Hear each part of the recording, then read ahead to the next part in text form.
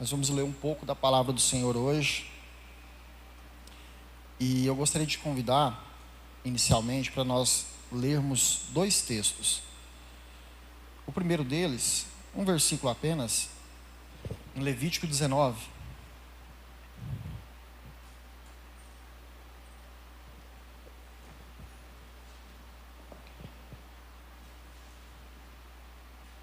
Nós iremos ler o versículo 2. E o segundo texto que nós iremos ler está em Efésios. Daqui a pouco a gente abre. Amém? Todo mundo achou? Amém. Hoje a gente vai mergulhar um pouco na palavra. Então, a minha oração, desde que eu saí de casa, foi para que o Senhor pudesse falar com a gente. Mas para que Ele fale conosco, a gente também tem que se expor à verdade. Então, a minha oração é para que Ele tome a nossa mente, o nosso coração nessa noite, para que a gente possa meditar na sua palavra e que essa palavra possa trazer transformação na nossa vida. Amém? Levítico 19, versículo 2, diz assim, sua versão pode estar diferente da minha, tá? Versículo 2, fala a toda a comunidade dos filhos de Israel, tu lhes dirás, sede santos, porque eu, Yahvé, vosso Deus, o Senhor, sou santo. Amém? Agora abre comigo lá em Efésios, no capítulo 4.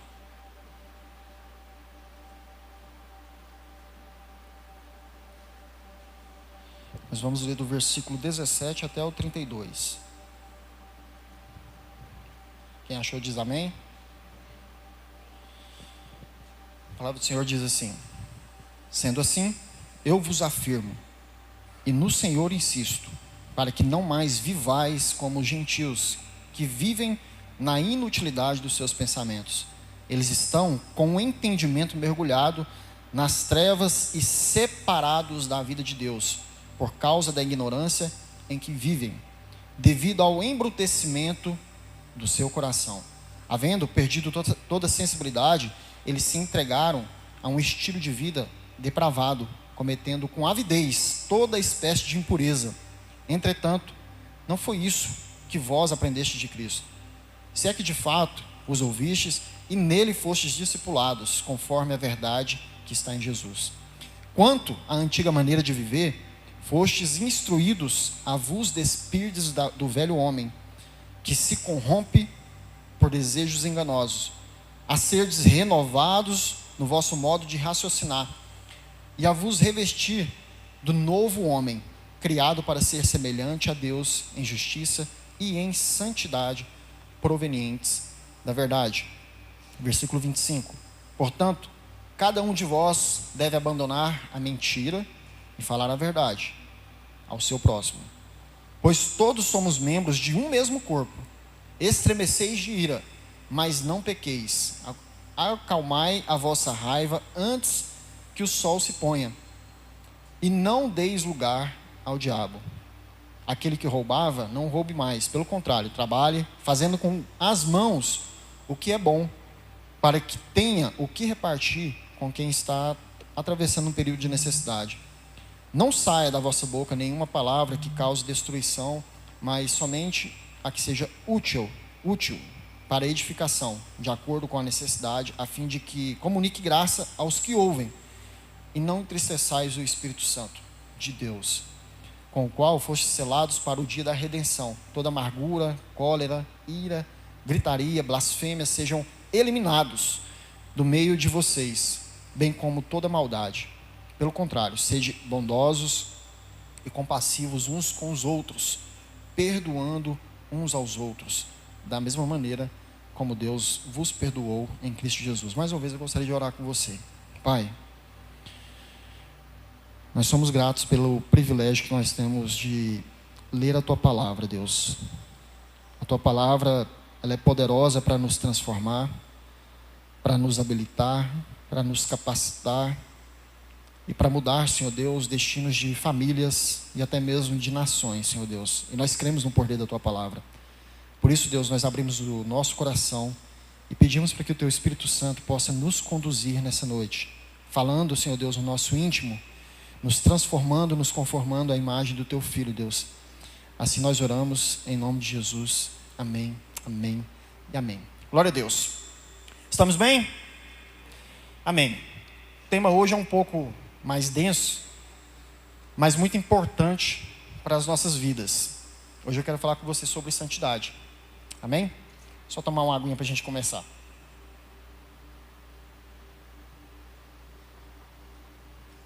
Glória a Deus.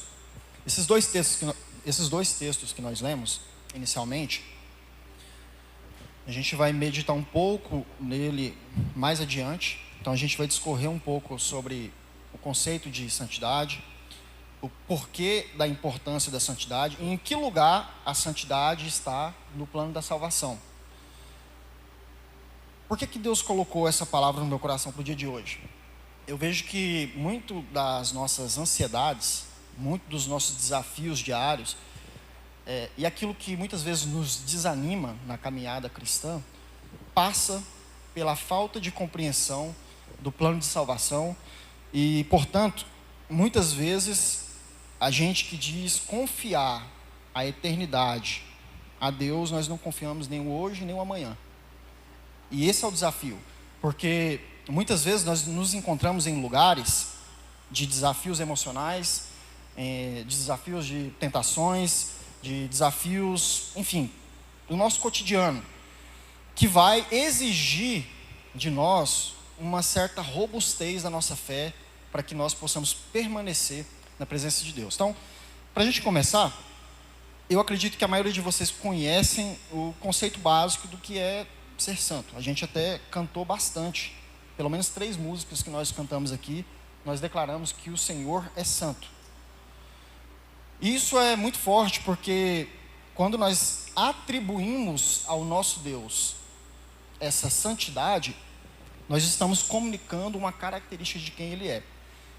E o que é ser santo? Por definição, ser santo é tudo aquilo que está afastado e separado do que é impuro, do que é profano, para o relacionamento com Deus. Ser santo é, sobretudo, um dos principais atributos de Deus. Eu vou repetir. Ser santo, aliás, a santidade é, sobretudo, uma das principais características de Deus, um dos principais atributos de Deus. Nós iremos ver homens de Deus atribuindo ao Senhor santidade. Nós vamos ver anjos cantando ao Senhor, atribuindo a Ele santidade. E nós nos relacionamos com o Espírito que carrega o peso da santidade, porque Ele é Deus. Então, quando nós pensamos nos atributos divinos, nos atributos de Deus, nós devemos nos lembrar que existem atributos que, da parte de Deus, eles comunicam com o ser humano, ou seja, são atributos comunicáveis. Então, Deus é santo, mas Ele também nos chama para ser santo. Então, Ele comunica esse atributo que pertence a Ele, a cada ser humano que se rende à sua presença. Ele comunica, por exemplo, Deus, Ele é justo. Ele também comunica esse atributo com o ser humano. Então, nós também somos justos à medida em que nós nos relacionamos com o Senhor, à medida em que nós confessamos Ele como o único suficiente Salvador. Deus, Ele é compassivo, Ele é paciente. São atributos, características que nós damos a Ele e que Ele também comunica a nós. Então, tudo isso que Deus, muitas vezes nós definimos Deus, Deus é amor, Deus é santo, Deus é bondoso. Tudo isso são atributos que Deus tem e que Ele também compartilha com o ser humano. E Ele deseja compartilhar isso diariamente com a gente através do Espírito Santo. Amém? Está claro até aqui? A gente vai caminhar devagar sobre essa palavra, tá? Então, é importante que você esteja atento e disposto a aprender. Existe, por outro lado, atributos de Deus que não são comunicáveis. Então, nós estamos falando de um Deus que é onipresente. Ele não comunica esse atributo com ninguém. Nós estamos falando com um Deus que é onisciente. E nós estamos falando de um Deus que é onipotente. Então, existem atributos de Deus que não comunicam com o ser humano. Esses 3 são alguns exemplos. Por que é importante nós falarmos desses atributos, em especial o atributo da santidade de Deus. Bom, eu quero ler com você, e eu gostaria que você abrisse a sua Bíblia mesmo, para você ler comigo, lá em Isaías, no capítulo 6, e depois a gente vai voltar naqueles textos que a gente leu inicialmente.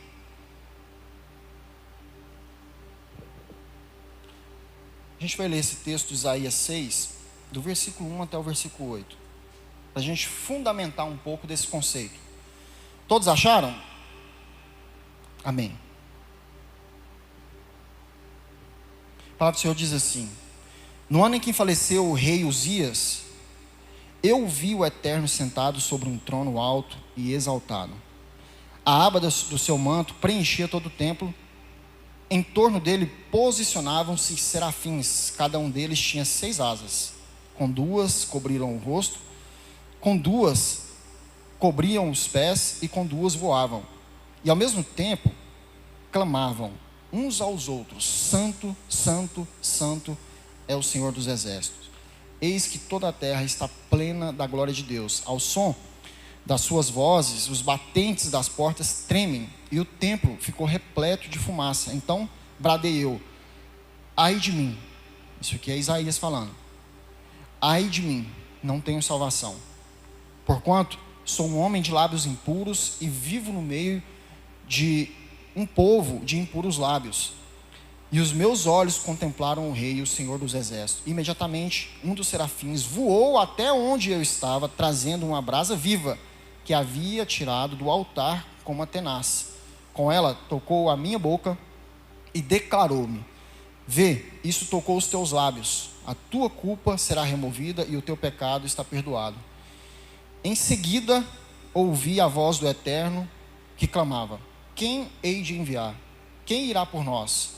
Ao que prontamente respondi: eis-me aqui, envia-me a mim.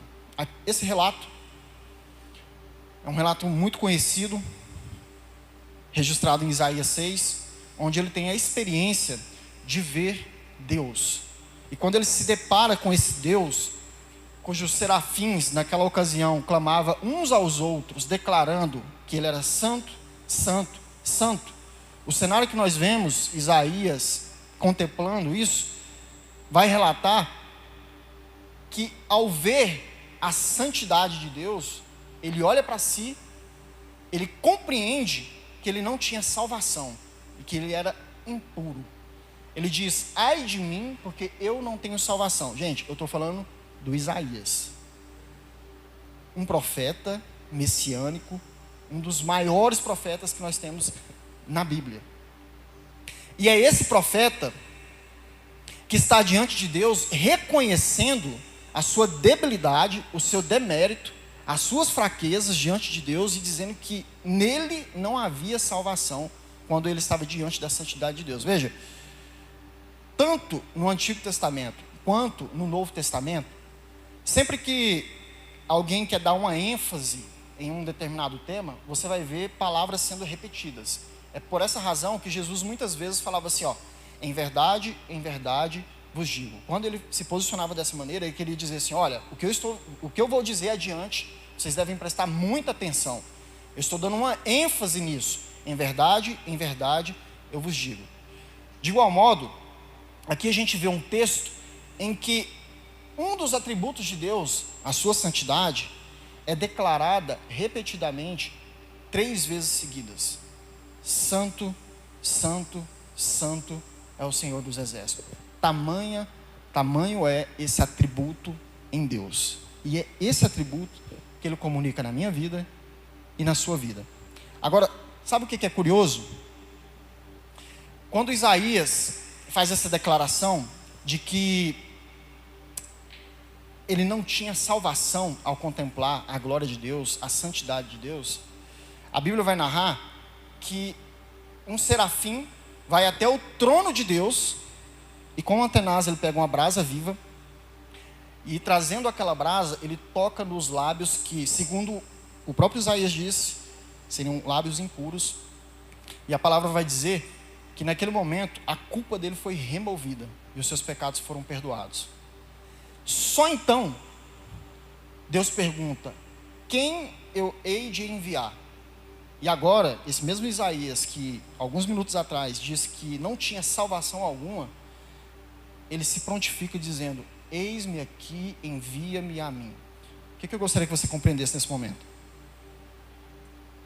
Uma vez que o Senhor comunica a santidade dele sobre as nossas vidas, assim como aconteceu com Isaías, ele também está nos habilitando para que nós possamos ser capacitados a pronunciar o Evangelho de Deus, as boas notícias, para que essa santidade também possa alcançar outras vidas, para que essa santidade alcance o nosso coração, transforme as nossas vidas e a partir disso nós possamos manifestar quem Deus é a partir do nosso caráter, do nosso posicionamento ativamente.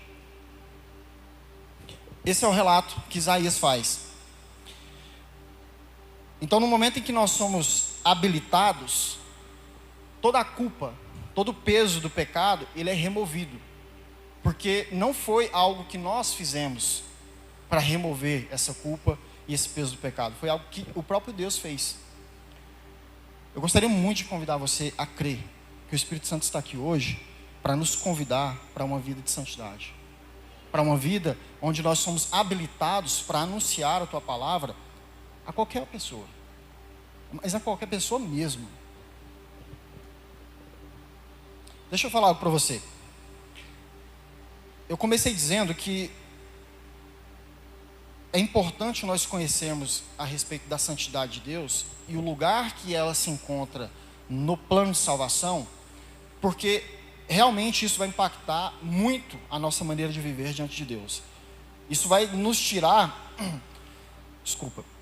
isso vai tirar de nós, muitas vezes, aquele peso de caminhar com Cristo e de repente a gente se encontra num momento angustiado e a gente acha que aquilo está nos afastando de Deus e a gente se acostuma com aquele ambiente de frieza, um ambiente em que por conta de um pecado nós nos afastamos, por conta de qualquer circunstância nós nos desanimamos, nós nos acostumamos.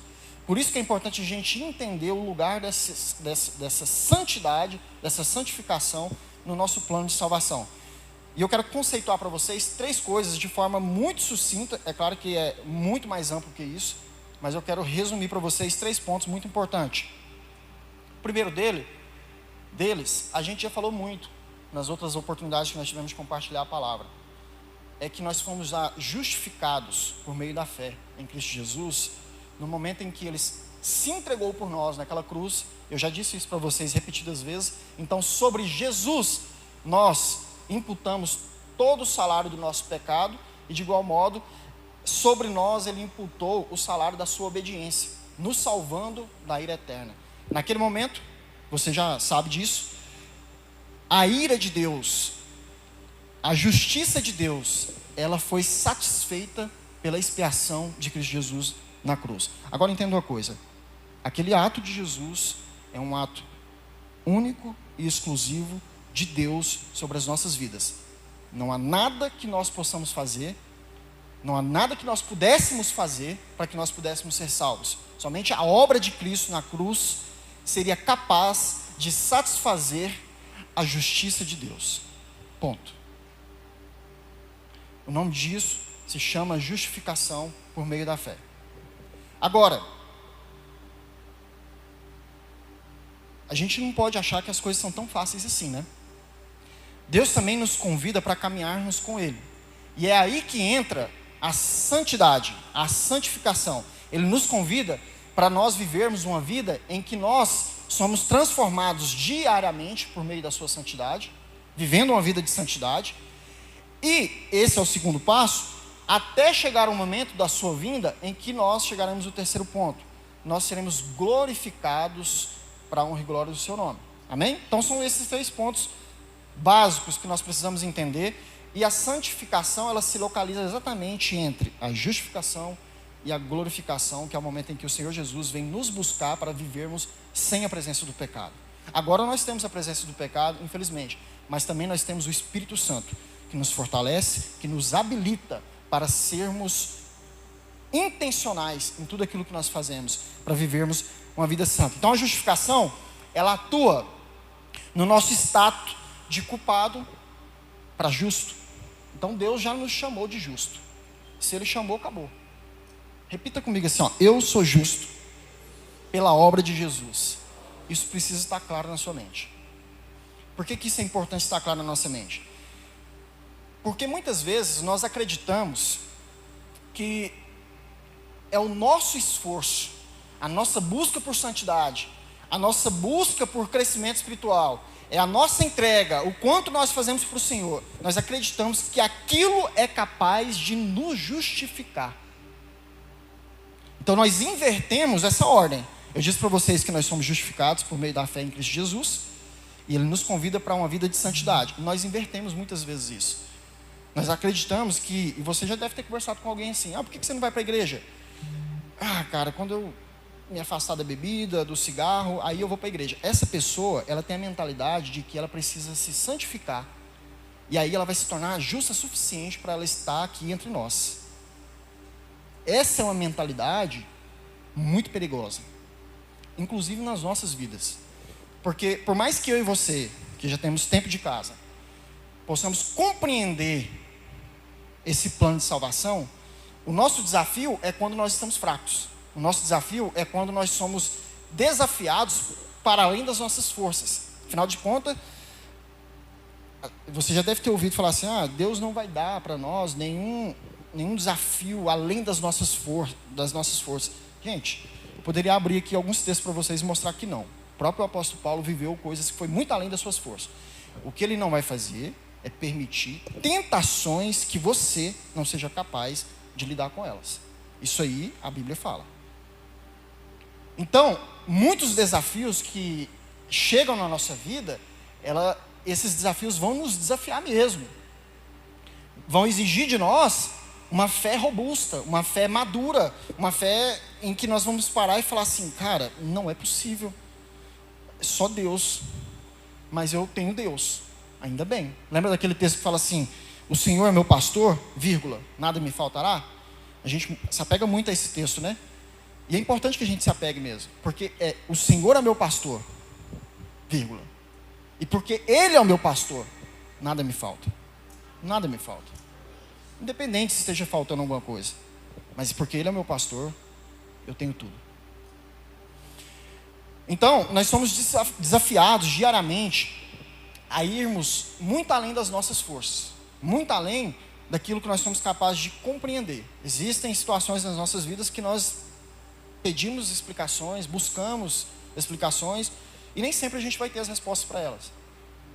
E é aí que entra a esperança em Cristo Jesus, porque nós estamos vivendo nesse tempo aqui como peregrinos nessa terra, mas a nossa esperança está no dia em que nós seremos glorificados, nós viveremos diante do Senhor, uma vida totalmente transformada, com o corpo glorificado, distante do pecado, da possibilidade do pecado. Mas até lá, o Senhor Deus nos convida a viver uma vida de santidade. E aí, talvez, quando a gente fala de santidade, é muito comum que a gente pense só em questões sexuais, pecados sexuais. E, gente, não é. Aliás, o texto que nós lemos em Efésios, o Paulo menciona isso, mas quando ele vai descrever uma lista de pecados, ele não menciona pecados sexuais, ele menciona pecados muito mais corriqueiros e comuns da nossa vida. É a mentira, é o roubo, é a ira. Quem aqui não ira? Essa semana, no trânsito, eu vou falar para você, né? Só Jesus. Falar. Então, existem pecados que a gente deixa passar, assim, despercebidos, e a gente muitas vezes acredita que viver em santidade é não pecar sexualmente. Então a gente está ali focado naquilo, está aqui, passando um monte de pecado. É como se a gente jogasse uma tarrafa, a gente prendeu aquele pecado ali, ele não vai vir, aí está passando um monte aqui, ó. Mentira, fofoca, roubo, enfim, qualquer coisa que não agrada ao Senhor. Está passando. Só que parece pequeno, né? Parece pequeno. Só que a gente nunca cai por tropeçar em pedras grandes, né? Você já deve ter ouvido falar disso. A gente vai construindo tijolinho por tijolinho essa queda. Então, quando o Senhor Deus nos chama para viver essa vida de santidade, é esse desafio diário do cristão. É o desafio de quem creu no Senhor Jesus, creu na sua obra, nós somos salvos, nós somos justos. Ele mudou o nosso status. Nós éramos culpados, agora nós somos justos. Pronto. Isso é um ato exclusivo de Deus. Já a santidade, a santificação, não é um ato exclusivo de Deus. Muito embora quando Ele nos convoca, Ele também te torna santo. Só que também existe a sua participação. É a sua busca, é a sua entrega, é a sua disposição, é o seu esforço, é aquilo que vai te dar robustez. Se nós tivéssemos aqui 2 cachorros, um branco e um preto, e a gente está aqui deixando o branco com fome uma semana, e o cachorro preto a gente está alimentando toda semana, todo dia da semana. Botar os dois para brigar, quem que vai ganhar, gente? Quem que vai ganhar? O cachorro que foi alimentado. Então, naturalmente, a Bíblia vai dizer que existe uma guerra travada entre o espírito e a carne, e nós sempre vamos perder essa guerra quando nós não alimentamos o espírito, quando nós não buscamos essa santidade, quando nós não somos separados para Deus, porque o pecado ele nos separa de Deus, mas essa santidade ela nos separa para Deus, para o seu serviço, para a sua honra, para a sua glória. Quando nós olhamos para o Antigo Testamento, nós vemos que Deus ele chama o povo de Israel para ser santo. Aqui em Levítico 19 nós vemos isso. Veja, aquele povo era um povo que vivia escravizado lá no Egito. Em um dado momento o Senhor Deus tira aquele povo daquele lugar e convida eles, ou convoca eles para ir morar em outro lugar. Depois, quando você tiver tempo, você vai ler o Levítico 18, que vai narrar a razão pela qual aquelas nações estavam sendo expulsas daquela terra e por que Deus escolheu aquela terra para colocar o povo de Israel. Ao mesmo tempo que lá também vai relatar que se o povo de Israel cometesse os mesmos pecados que aqueles povos estavam cometendo, a terra também expulsaria o povo de Israel daquele lugar. E ali ele vai descrever, em Levítico 18, diversos pecados. É por isso que chega em Levítico 19, e ele fala assim: eu sou santo, e eu estou te chamando para ser santo. Deus não queria apenas um povo separado das outras nações, geograficamente. Deus, ele nos convida para sermos separados do mundo internamente, espiritualmente. Então vai muito além daquilo que a gente vê na história do povo de Israel, e muitas vezes nós não compreendemos. Então veja, assim como o povo de Israel saiu do Egito, daquele ambiente de escravidão, e Deus levou eles para um ambiente onde eles podiam viver livremente, agora com uma constituição daquela nação, Ele também um dia nos tirou de um ambiente de trevas, de um império de trevas, e nos transportou para o reino do seu Filho amado. Para quê? Para nós vivermos uma vida de santidade. E é isso que o Senhor está nos convidando nessa noite. E eu tenho mais 3 pontos para falar com você a respeito dessa santidade.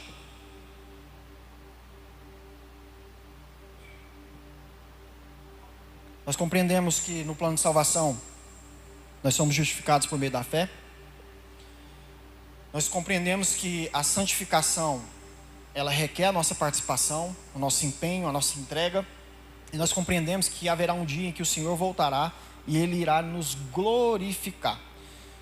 Mas especialmente no que diz respeito à santificação, existe um processo diário de crescimento. E essa santificação, é claro que existe a santificação inicial, que é aquela que Deus nos qualifica como santos, e existe também essa santificação progressiva, que é aquela que nós caminhamos com o Senhor e nós vamos progredindo de fé em fé, nós vamos ganhando robustez. E aí entra o texto em que nós lemos aqui em Efésios. O apóstolo Paulo, ele é muito didático em tudo aquilo que ele pretende transmitir ao povo de Deus. Em Efésios 4, ele usa um exemplo das nossas próprias roupas. Ele fala assim: olha, vocês devem se despir das suas vestes velhas, sujas, cheias de pecados. Vocês devem renovar a sua mente e vocês devem se revestir do novo homem. Em outras palavras, o que o apóstolo Paulo está dizendo é que nós devemos abandonar o antigo Adão, transformar a nossa mentalidade e vestirmos as vestes de Cristo Jesus. Na semana passada nós aprendemos o quê? Que Jesus morreu nu na cruz para que nós pudéssemos receber vestes novas. E é essas vestes que Ele está nos entregando hoje para nos habilitar em santidade. Agora veja, olha o exemplo que o apóstolo Paulo dá, e eu quero trazer isso de forma prática para você. Hoje a nossa palavra vai ser breve, objetiva e seca. Falar sobre santidade sempre é um desconforto, né? Tanto para vocês quanto para mim. Ao mesmo tempo em que é satisfatório em ver o quanto Deus é misericordioso, gracioso e pode nos capacitar diariamente. Quando você chega do trabalho, suado, cansado, e você pretende tomar um banho, você faz uma primeira coisa. Você vai tirar a sua roupa, correto? Então você vai tirar a sua roupa e você vai entrar no banho e você vai se lavar. E depois que você sair desse banho, você vai vestir uma nova roupa. Gente, se você chegar diante do chuveiro, simplesmente tirar a sua roupa, não entrar no chuveiro, você está limpo? O que o apóstolo Paulo está nos ensinando é que não é o suficiente a gente abandonar a mentira, não é o suficiente a gente abandonar o roubo, não é o suficiente abandonar qualquer outro pecado. Não é o suficiente. Para que nós nos tornemos santos, é necessário que a gente abandone o pecado. Em seguida, nós possamos entrar nessa água, purificar da palavra de Deus. E em seguida, nós possamos nos vestir com vestes novas. Só então, nós nos tornamos limpos. O apóstolo Paulo é muito didático. Ele é muito objetivo no que ele fala. Então, quando nós cumprimos esse processo, nós entramos em um estado de santidade capaz de satisfazer, agradar o Espírito Santo. E é justamente isso que o Espírito Santo busca diariamente na nossa vida. E muitas vezes nós negligenciamos. Nós acreditamos que porque nós não soubemos lidar com um desafio, com uma dificuldade, ou quem sabe com uma tentação, aquilo obviamente vai entristecer o Espírito Santo, afinal de contas a palavra diz isso. Mas aquilo não te coloca em um estado de condenação eterna. Muito pelo contrário, você deve se lembrar que não é a sua santificação que te justificou. Se a sua santificação fosse capaz de te justificar, você não precisava que Jesus entregasse a vida dele lá na cruz. Com isso eu não estou dizendo que você deve pecar. Muito pelo contrário, não é isso que o apóstolo Paulo está dizendo aqui. Muito pelo contrário. Ele está dizendo para você abandonar o pecado, se arrepender e assumir boas obras. É isso que é o processo completo de santificação na nossa vida, para que quando o Senhor vier e nos encontrar, Ele possa nos encontrar de uma maneira em que nós seremos glorificados para o louvor do Teu nome. Agora talvez você se lembre de alguém que não teve a oportunidade de viver o processo de santificação progressiva. O ladrão da cruz. Você se lembra? Jesus estava numa cruz, ao seu lado havia duas pessoas que também seriam condenadas à morte, ladrões. E naquela ocasião a palavra de Deus vai dizer que um dos ladrões fazia chacota, enquanto o outro, que estava na outra cruz, ele olhou para aquilo e falou assim: nós merecíamos estar aqui. A justiça que nós iremos receber sobre nós é justa. Mas esse homem não fez nada. Ele olha para Jesus e fala assim: Jesus, quando tu entrares no teu reino, lembre-se de mim. Naquele momento a palavra vai dizer que Jesus olha para aquele homem e fala assim: hoje ainda você me verá no paraíso.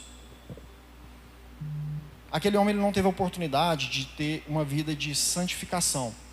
Por outro lado, Hebreus, no capítulo 12, versículo 14, vai dizer que nós devemos seguir a paz com todos e a santificação. Preste muita atenção nisso. Hebreus 12, 14 vai dizer: seguir a paz com todos e a santificação, sem a qual ninguém verá a Deus. Esse texto estabelece um pré-requisito para que nós possamos ver a Deus é a santificação, é a paz uns com os outros. Só que aquele homem na cruz, ele não teve oportunidade. Mas sabe o que aconteceu naquele lugar? Aquele homem, ele foi justificado porque ele creu que Jesus era o Rei, Salvador de toda a humanidade. E naquele momento em que ele foi justificado, ele também se tornou santo. Ele não teve oportunidade de progredir a sua santidade, mas ele também se tornou santo. E por essa razão, aquele homem, ele foi salvo. Por essa razão, aquele homem, ele não passou dessa vida para outra sendo condenado. Muito pelo contrário, a promessa de Jesus é que ele o veria no paraíso, o lugar onde o nosso espírito aguarda a vinda do Senhor, para que na ocasião da sua vinda, os nossos corpos sejam ressuscitados e religados ao nosso espírito em plenitude, que é o que nós chamamos de glorificação, e assim nós poderemos viver plenamente distante do pecado. Essa é a santificação perfeita. É aquela que nós estaremos diante de Deus, com corpos semelhantes ao de Cristo Jesus quando Ele ressuscitou. Eu já disse para vocês uma vez que antes do pecado, não havia pecado, nós não conhecíamos o pecado, mas havia a possibilidade de pecar. Pecamos em Adão. Depois que o homem pecou, ele já não conseguia mais parar de pecar. Ele pecava constantemente. Ele conhecia o pecado e já não conseguia mais parar de pecar. Cristo Jesus veio, o Cordeiro que tira o pecado do mundo. Nós continuamos conhecendo o pecado, mas agora nós podemos dizer não para o pecado, que nós só dizíamos sim pelo poder do Espírito Santo sobre as nossas vidas. E haverá o dia, essa é a promessa, em que o Senhor Jesus virá e nós seremos transformados totalmente, com corpos glorificados, e nós não mais teremos a presença do pecado. Essa é a santidade perfeita que o Senhor Deus está nos convidando. E o Senhor Deus, Ele nos convida para viver essa santidade. Não é para que nós possamos levantar bandeiras de méritos, muito pelo contrário. A nossa vida de santidade, ela não vai nos salvar sozinha, ela vai somar na nossa salvação. A Bíblia diz que existem homens e mulheres que, quando salvos, receberão galardões por aquilo que eles fizeram. Jesus conta uma parábola que ele chama trabalhadores, chamou lá o chapa, 100 conto para você trabalhar das 8 às 18 horas. Vamos trabalhar, R$100. Aí ele chama outro meio-dia, 100 conto para você trabalhar do meio-dia até às 18 horas. Aí ele chama um lá às 15 horas da tarde, fala assim, vou pagar 100 conto para você trabalhar das 15 horas às 18 horas. Aqueles que foram contratados primeiro olhou e falou assim, aí, não é justo. Ali Jesus estava falando sobre a salvação. Nós que estamos aqui há 10, 15, 20 anos, nascemos na igreja, nós receberemos a salvação gratuita de Deus, igual um mendigo que entrar ali agora e aceitar Jesus nesse momento. Se ele falecer nesse momento, ele vai receber a mesma salvação que eu e você. Agora o galardão, que é esse empenho, essa santificação, essa entrega, as boas obras que nós praticamos, isso soma na nossa vida também, como galardões que nós iremos receber na presença do Senhor. Ele irá nos galardoar. Isso é uma promessa do Senhor Jesus. Isso é um incentivo para que nós possamos nos entregar intencionalmente, para que nós possamos nos entregar a ponto do seu nome ser na nossa vida o atributo que mais glorifica quem Ele é. Rapaz, aquele homem é santo. Aquele homem é santo.